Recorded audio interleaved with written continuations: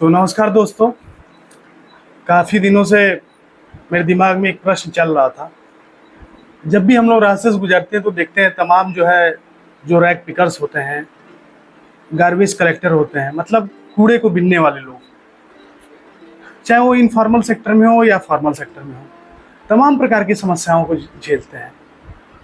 हम लोग भी अपने घरों से जो कचरा निकालते हैं, गीला कचरा, सूखा कचरा सब मिक्स कर देते हैं एक ही में। प्लास्टिक वेस्ट, मतलब जो बायोडिग्रेडेबल है, नॉन बायोडिग्रेडेबल है, सब एक ही मिक्स करके हम लोग डाल देते हैं। समस्या तब उत्पन्न होती है जब इन रैक पिकर्स को उसको अलग अलग करना पड़ता है, सेग्रीगेट करना पड़ता है। चूंकि रिसाइकिल करना ही है वेस्ट को, तो सेग्रीगेट तो करना ही पड़ेगा।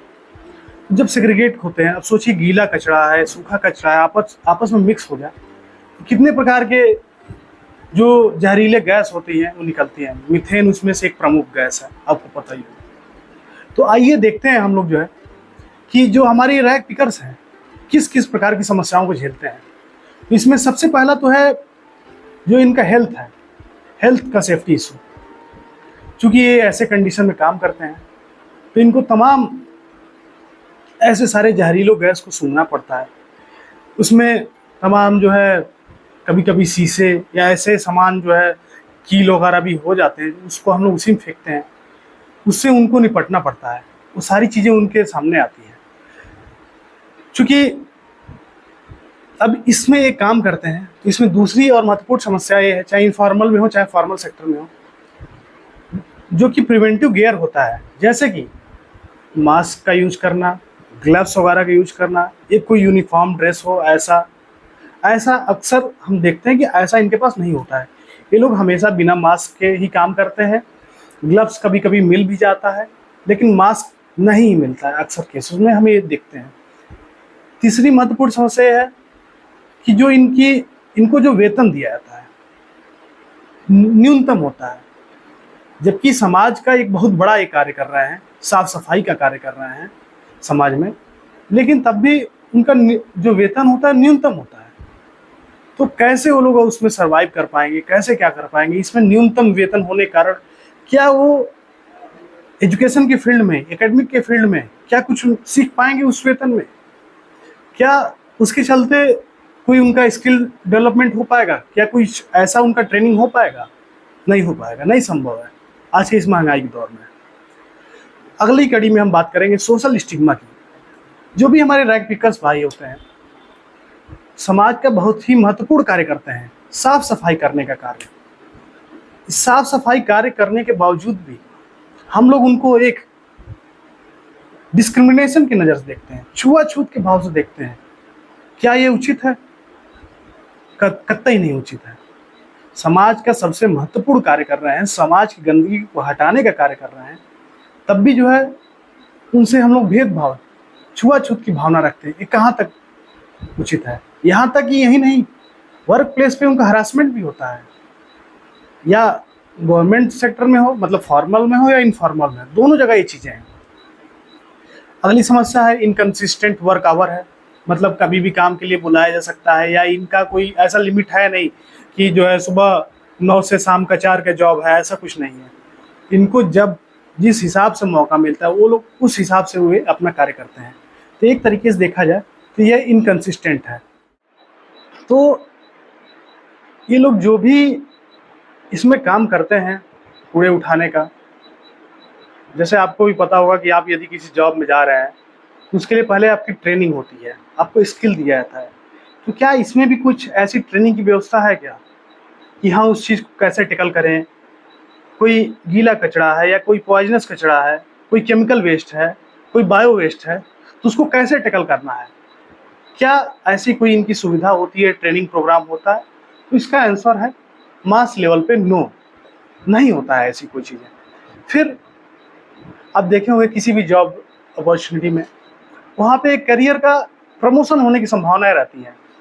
आप प्रशासनिक पद में हैं, किसी पद पे हैं, तो आप एक कांस्टेबल से दरोगा तक जा सकते हैं, उससे भी आगे जा सकते हैं। तो वहाँ पे एक प्रोग्रेशन होता है।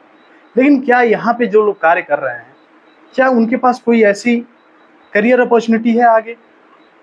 क्या वो प्रोग्रेस कर पाएंगे? नहीं।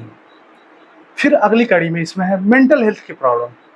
इनको तमाम प्रकार के मेंटल हेल्थ झेलने पड़ते हैं। जैसे चूँकि अब वेज भी कम है, समाज से स्टिग्मा भी है, समाज के लिए इतना बड़ा कार्य कर रहे हैं, लेकिन तब भी समाज इनको जो है छुआ-छूत की नज़र से देखता है, अस्पृश्यता के भाव से देखता है। इनके जबकि समाज को जो है उनके प्रति एक सिम्पैथिक भावना होनी चाहिए, उनके प्रति एक सम्मान की भावना होनी चाहिए कि हाँ, हमें इनको सम्मान की नज़र से देखना है, उनका सहयोग करना चाहिए।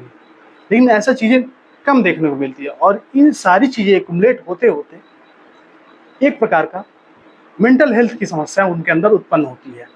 फिर अगले कड़ी में इसमें हम देखेंगे तो इनका जो भी कार्य है, जो ये कार्य कर रहे हैं, क्या उसको हम रिकॉग्नाइज़ करते हैं? जैसे कोई मोटिवेशन का कार्य करता है, उसको लोग जो समाज में कहते हैं, अरे ये लोग मोटिवेशन का कार्य कर रहे हैं। कोई गुरु हैं, स्पिरिचुअल गुरु, तो उनको हम रिकॉग्निशन, कोई टीचर है तो उनको रिकॉग्निशन। लेकिन क्या ऐसे ही हमारे जो साफ-सफाई करने वाले, सेवा करने वाले बंधु हैं, क्या हम उनको रिकॉग्नाइज़ करते हैं? क्या उनके हम इस कार्य को एप्रिशिएट करते हैं? शायद नहीं। एक बड़े लेवल पे ए बिग नो ऐसा है। फिर जैसा हम बात किए ही, चूँकि इनकी लो वेज है, तो एकेडमिक स्तर में कहाँ जा सकते हैं? इनके जो बच्चे होंगे, क्या वो कहाँ तक जा पाएँगे? या फिर वही गरीबी, वही ये साफ-सफाई का कार्य, कि इसी चक्र में क्या ये विशियस साइकिल ऐसे ही चलता रहेगा क्या? क्या ये इसी कुचक्र में फँसे रहेंगे क्या? तो इस चीज़ पर गवर्नमेंट को ध्यान देना चाहिए। इकोनॉमिक स्टेबिलिटी की बात की हमने, इकोनॉमिक स्टेबिलिटी वैसे भी इनकी नहीं होती है। अगली और महत्वपूर्ण कड़ी में जो भी समाज में कार्य करने वाले लोग हैं या किसी भी जॉब प्रोफाइल में, शिक्षक में देखेंगे, टीचर में, एजुकेशन के फील्ड में, तो शिक्षक संघ होता है, अध्यापक संघ। ऐसे ही एडमिनिस्ट्रेशन में देख लीजिए, वहाँ पे भी अपने संघ हैं। स्टूडेंट में देख लीजिए, स्टूडेंट यूनियन है। आप एडवोकेट में देख लीजिए तो वहाँ पे जो है वकील संघ है। इस प्रकार से लेबर यूनियन है, इस तमाम प्रकार की चीज़ें हैं। तो क्या जो इनफॉर्मल सेक्टर में है, अनऑर्गेनाइज्ड सेक्टर में जो रैग पिकर्स हैं, क्या उनके पास उनका कोई अपना संगठन है? नहीं है। क्या उनको कोई social security, social benefit government की तरफ से मिलती है जो लोग अनऑर्गेनाइज्ड सेक्टर में हैं? नहीं मिलती है। क्या उनको कोई हेल्थ फैसिलिटी, उस जहरीले हवा में वो लोग कार्य कर रहे हैं जिससे उनको तमाम प्रकार की स्किन की प्रॉब्लम हो सकती है, कैंसर हो सकता है, आँखों में दिक्कत हो सकती है, कुछ भी हो सकता है, लंग्स में दिक्कत होती है, रेस्पिरेशन की दिक्कत हो सकती है। तो क्या उस प्रकार के कार्य करने के बावजूद भी क्या उनको हेल्थ बेनिफिट कुछ मिल रहा है? क्या आम जन सामान्य से हट के उनको कुछ स्पेशल ट्रीटमेंट मिल रहा है उस फील्ड में? क्योंकि उनको उसकी आवश्यकता है और उनको मिलना चाहिए। तो इसमें हम ये देख सकते हैं वे फॉरवर्ड में कि जब हम अपने घर से ही जब कचरा इकट्ठा कर रहे हैं, तो हम घर से ही उसको अलग-अलग रखें। जो बायोडिग्रेडेबल है, जो लोग गाँव में रहते हैं उसको तो आराम से वो लोग डिस्पोज़ कर देते हैं खेत खलिहान में, ताकि वो एक खाद बन जाता है। लेकिन शहरों में हमें इस बात का ध्यान रखना होगा, क्योंकि यहाँ पे डिस्पोज़ करने की वजह से गाँव जैसी व्यवस्था होती नहीं है। उसको जाना ही पड़ता है कूड़े के डिब्बे में। तो हमको उसको सेग्रीगेट करना चाहिए, गीले कचरे को अलग, सूखे कचरे को अलग, प्लास्टिक वेस्ट को अलग और जो नॉन प्लास्टिक वेस्ट है उसको अलग, ताकि जब ये लोग उस पे कार्य करें तो इनको बहुत दिक्कत ना हो और इस प्रकार की ये समस्याएं ना झेलें।